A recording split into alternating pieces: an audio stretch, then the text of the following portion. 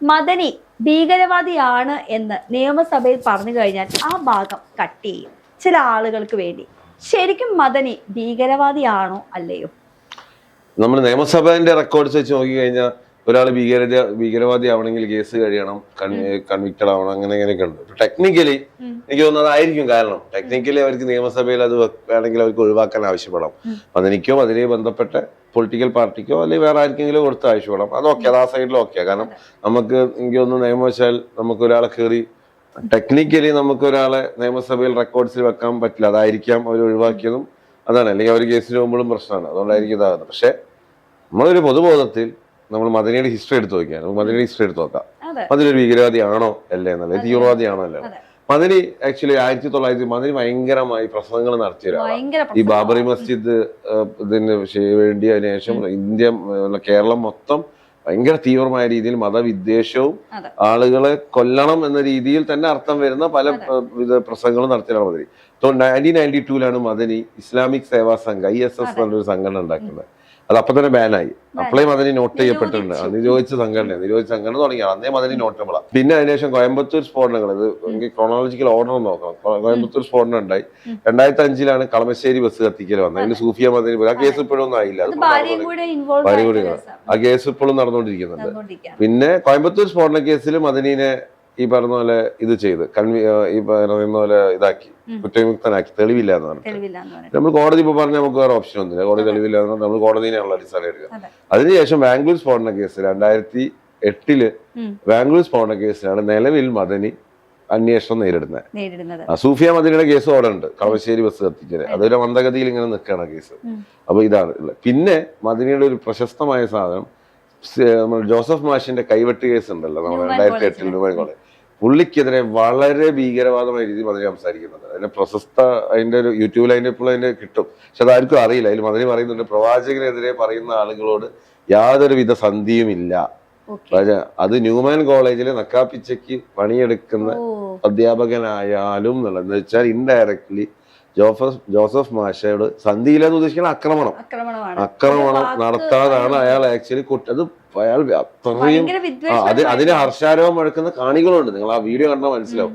അതിനെ എല്ലാ ആളുകളും ഒക്കെ പറയാം. പക്ഷെ ഒരു കൂട്ടാണ്, അതൊരു തീവ്രവാദി കൂട്ടായിരുന്നു സംസാരിക്കാം. അപ്പം ഇങ്ങനെ ഈ പറഞ്ഞ ജോസഫ് മാഷിനെതിരെ ആഹ്വാനം നടത്തി എന്ന് വെച്ചാൽ അത് ആക്രമിക്കണം എന്നുള്ള ആഹ്വാനമാണ്. ഈ പറയുന്ന പോലെ കളമശ്ശേരി ബസ് കത്തിക്കൽ കേസുണ്ട്, കോയമ്പത്തൂർ കേസ് പോട്ടെ, ബാംഗ്ലൂർ കേസ് നീളാൻ കാരണം എന്താണെന്ന് വെച്ചാൽ അത്രയും എവിഡൻസും കാര്യങ്ങളുണ്ട്. കുറെ പ്രതികൾ മദനി മാത്രമല്ല, ഒരു കൂട്ടം പ്രതി തീവ്രവാദികൾ അതിലുണ്ട്. ഇതെല്ലാം അന്വേഷണം നടക്കണമെങ്കിൽ സമയം എടുക്കും. തെളിവുകളില്ല, കുറ്റക്കാരനല്ല എന്ന് പറഞ്ഞിട്ട് ആ കോയമ്പത്തൂർ കേസിൽ ആക്കിയിട്ടുണ്ടായി. പക്ഷെ ബാംഗ്ലൂർ കേസ് ഇപ്പോഴും ഉണ്ട്. അതാണ് കർണാടകയിലുള്ളത്. ഇപ്പൊ അഹമ്മദാബാദ് കേസ് നമുക്കറിയാം, 13 വർഷം കഴിഞ്ഞാൽ. എന്തുകൊണ്ടാണ് പല ഡീറ്റെയിൽ തെളിവുകളും.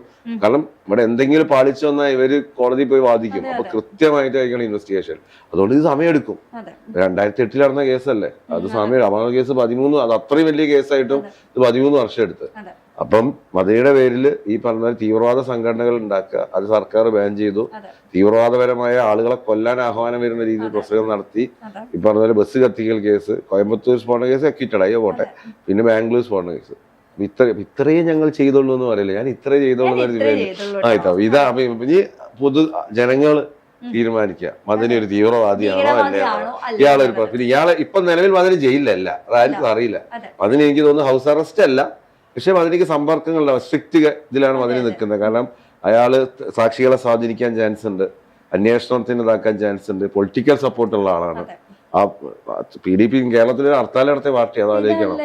അതുമല്ല മറ്റേ നർക്കോട്ടിക്സ് ജിഹാദ് എന്ന് ഒരു പാലാ ബിഷപ്പ് പറഞ്ഞു കഴിഞ്ഞപ്പോ ആ പാലാ ബിഷപ്പിന്റെ അരമനയിലേക്ക് ഈ PDP പ്രവർത്തകരും സകല കണ്ട ഇസ്ലാമിസ്റ്റ് തീവ്രവാദികളൊക്കെ കൂടെ പോയതാണ്. കേരളത്തിൽ പ്രത്യക്ഷത്തിൽ നമ്മളെ കോൺഗ്രസ്, കമ്മ്യൂണിസ്റ്റ്, BJP പോലത്തെ ഒരു പാർട്ടിയും കൊല്ലാൻ തോന്നിയാൽ മീൻസ് അത്ര അംഗസംഖ്യ ഇല്ലെങ്കിലും PDPക്ക് സ്ലീപ്പർ സെൽസ് പോലെ കുറെ ആൾക്കാരുണ്ട്.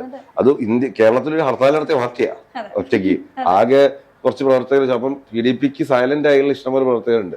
അപ്പൊ ഒരു തീവ്രവാദപരമായ അല്ലെങ്കിൽ ഇസ്ലാമിസ്റ്റ് തീവ്ര ആശയങ്ങൾ പറയുന്ന ഒരു പാർട്ടിയാണ്. തീവ്രവാദം എന്ന് പറയുന്നത് ഇസ്ലാമിസ്റ്റ് തീവ്ര ആശയങ്ങൾ പറയുന്ന പാർട്ടിയാണ്. Political support മദനിക്കുണ്ട്. മദനി സാക്ഷികളെ സ്വാധീനിക്കാൻ ചാൻസ് ഉണ്ട്. അപ്പൊ ഇതൊക്കെ കാരണമാണ് മദനീനെ. പക്ഷെ അതിന് കേരളത്തിലാണ്. കൊച്ചിയിൽ ഒരു ഹോസ്പിറ്റൽ ഉണ്ടെന്ന് റിപ്പോർട്ടൊക്കെ ഈ അടുത്തുണ്ടായിരുന്നു, ഒരു മാസം മുന്നേ. അപ്പൊ മദനി സത്യത്തിൽ ജയിലിലല്ല, മദനി വീട്ടിലാണ്. പക്ഷെ ഇയാൾ ഇങ്ങനത്തെ ഒരാളായത്, പ്രോബ്ലമാറ്റിക് ആയ ഒരാളായതുകൊണ്ട് ഇയാൾക്ക് ഈ പറഞ്ഞ പോലെ സ്ട്രിക്റ്റ് അണ്ടർ കൺട്രോളിലാണ് ഇയാളെ ആക്ച്വലി നല്ല വെച്ചിരിക്കുന്നത്. നടപ്പാവുകൊണ്ട് അല്ല. ഇപ്പൊ ഈ ഒരു അത് നിയമപരമായ നല്ല നടപ്പ് അങ്ങനെ അല്ലല്ലാണ്. അപ്പൊ ഫസ്റ്റ് മനസ്സിലാക്കുന്ന കാര്യം മദിനി ജയിലിലല്ല. അല്ല. മദിനിയുടെ പേരിൽ വിക്ടിം കാർഡ് ഇറക്കിയിട്ട് കാര്യമില്ല. മദിനി ജയിലിലല്ല. പല ആളുകളും ഞാൻ ഇപ്പോഴും ജയിലിലാണ്. ജയിലാണ്. മദിനിയുടെ പേരിൽ തെളിയാത്തായിട്ടുള്ള കേസുകൾ ഇഷ്ടം പോലെയുണ്ട്. മദിനിക്ക് തീവ്രവാദപരമായ ബാക്ക്ഗ്രൗണ്ട് ഉണ്ട്. നിരോധിത സംഘടനയുടെ ഫൗണ്ടറാണ് ആക്ച്വലി മദിനി. അതെ. പിന്നെ ഇതേ മദിനിയാണ് ന്യൂമാൻ കോളേജിൽ അധ്യാപകനെ ഒരു സന്ധിയില്ലേ പ്രവാചകനെ പറഞ്ഞ് കൊല്ലാൻ എന്ന രീതിയിൽ ആഹ്വാനം ചെയ്ത വ്യക്തി. അതെ. അപ്പൊ ഇത്രയും ചെയ്ത വ്യക്തിയെ എന്തിനാണ് വെള്ള പൂശുന്നത് എന്നുള്ളതാണ് ചോദ്യം. അത് ഇസ്ലാമിക് വോട്ട് ബാങ്കിന് വേണ്ടിയും ഇസ്ലാമിക് കേരളത്തിലെ പല ആളുകളും രഹസ്യമായി മദിനിന് ഇഷ്ടമുള്ള ആൾക്കാരാ. അതെ. മദിനി ഒരു തീവ്രവാദിയാണെന്ന് പറഞ്ഞു നോക്ക്. ഇവരെല്ലാം പറയുന്ന ആളെ ചിലപ്പോ അതിനെതിരെ വാളും കൊടുവാളും എടുത്തു വരും. കൊടുവാളും ഞാൻ ഉദ്ദേശിച്ച സോഷ്യൽ മീഡിയയിൽ വാളും കൊടുവാളും എടുത്തു വരും. ഇനിയിപ്പോ ഡയറക്റ്റ് സോഷ്യൽ മീഡിയ വാളും. അപ്പൊ മദിനിക്ക് അത്രയും സപ്പോർട്ട് ഉണ്ട്. മദിനെന്ന് തീവ്രവാദികൾക്ക് ഇത്രയും സപ്പോർട്ട് ഉണ്ട്. അതൊരു പ്രത്യേക മതവിഭാഗത്തു നിന്നുള്ളതായതിനാൽ ഈ വോട്ട് ബാങ്കിന് വേണ്ടിയിട്ടാണ് ഇവര് മദിനിനെ പിടിച്ച് സ്റ്റേജിലിരുത്തുന്നതും മദിനിന്റെ പേരിലുള്ള പരാമർശങ്ങൾ സഭയിൽ നിന്ന് നീക്കം ചെയ്യുന്നതും മദിനിക്ക് സപ്പോർട്ട് കൊടുക്കുന്നതും. അപ്പൊ ഇത് വളരെ സിമ്പിളായിട്ട് ആലോചിച്ചാൽ മനസ്സിലാവും. അപ്പൊ മദിനി നിഷ്കളങ്കനല്ല.